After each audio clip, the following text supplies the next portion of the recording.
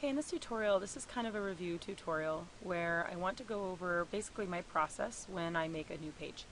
So first thing I do is I go into my pictures, and you'll notice I have all my pictures saved by, like I've got all my 2012 pictures here, and then, every month I put these in their own thing, so it's easy to find.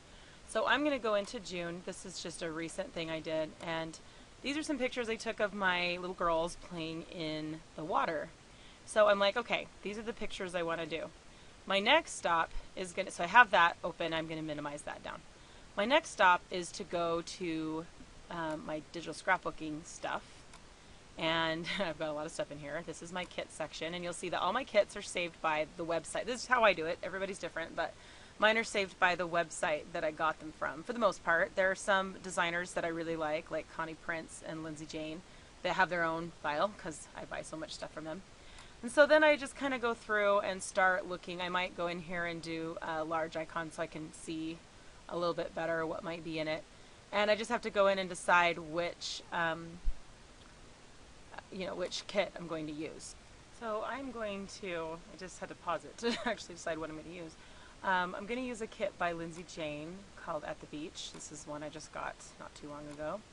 And so I've got it, there's papers, elements, the borders are fun. This one's got some really cute borders. I don't always buy those, but this one was so cute. So I'm going to minimize that. So now I have down here, I've got my pictures and stuff all ready to go.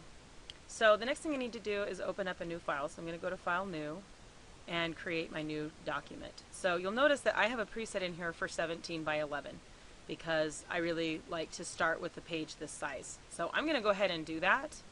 But that's just me, okay? So some of you, most of you are probably doing 12 by 12. That's kind of the standard size, so you could do that. If you just want to do 1/2 of a page, you'd say 8.5 by 11. Make sure your resolution is 300 no matter what you do. So this is for two 8.5 by 11 pages. So the first thing I do is I click on this and drag this over. So it's at 8.5 inches.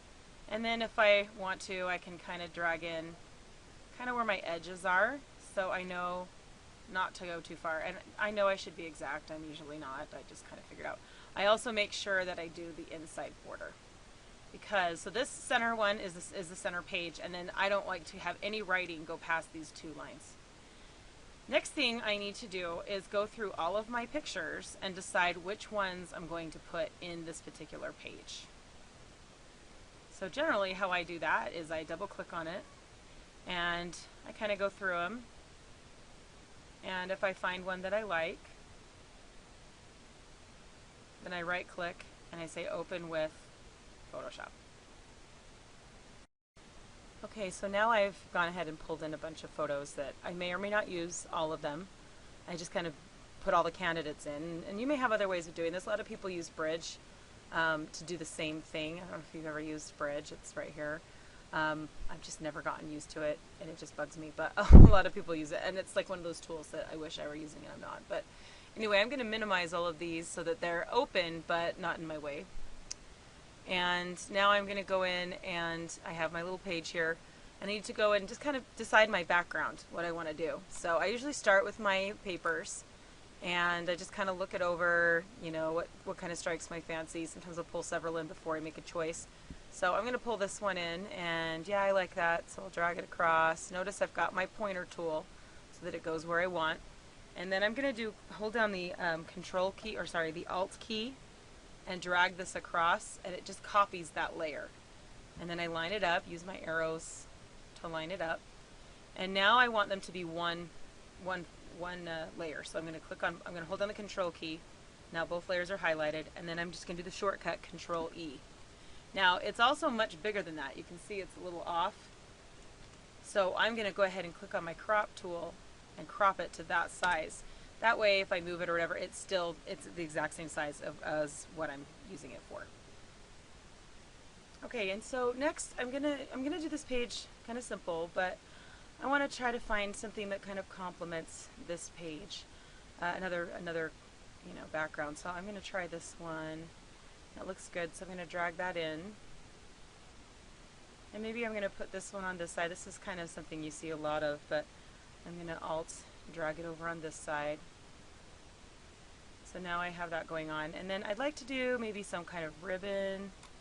So I'm going to go to, oops, excuse me, I'm going to go to Elements and see what they have in the way of ribbons. This is a good one. Okay, so there's this ribbon, and I want it to go the other way, so I'm going to go to Edit, Transform, and rotate it. And I can drag it where I want it. It always looks better if it's got a drop shadow on it. And then I'm going to Alt and drag it over to this side. So that's done. And then the next thing I usually do is figure out how I'm going to do my wording, my text, and what I'm going to call this page. Okay, so I'm going to be kind of unoriginal and call it Fun in the Sun, but one thing I want to do is, I don't always do this with my titles, but this particular this particular kit comes with a really cool number, like lettering system, which I really like. So I'm going to use that. So I'm going to pull in the F there. And then I'm going to go to lowercase and pull the others in. Okay, so I've pulled in all the letters that I need, and turn on my little tool here and pull in each one.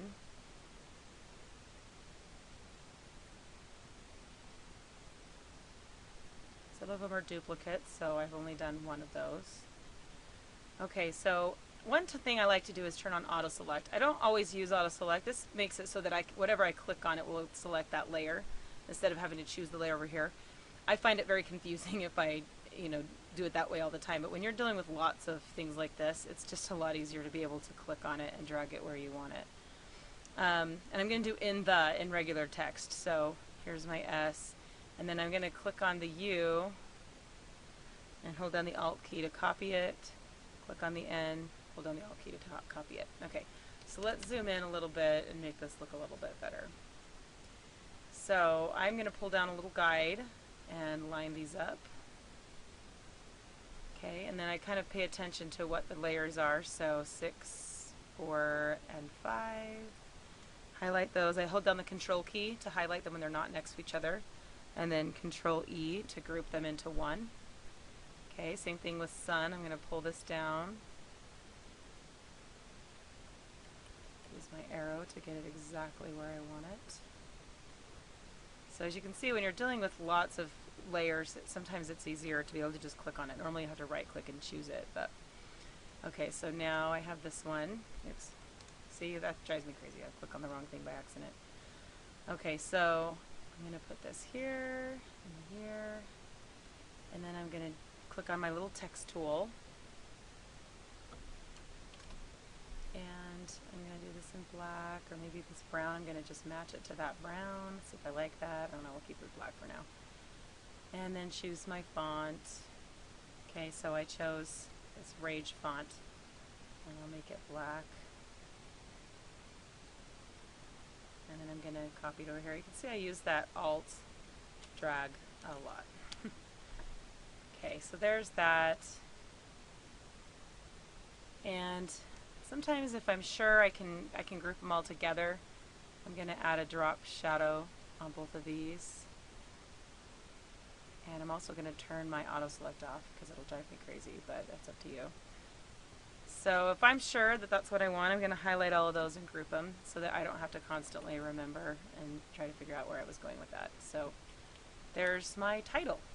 Okay, so now I'm ready to pull in some pictures. Let me clean up shop here. This is one thing I love about digital scrapbooking, is you can just close the file instead of having to pack it up and put it back into your document and back into your big old bag you're carrying around.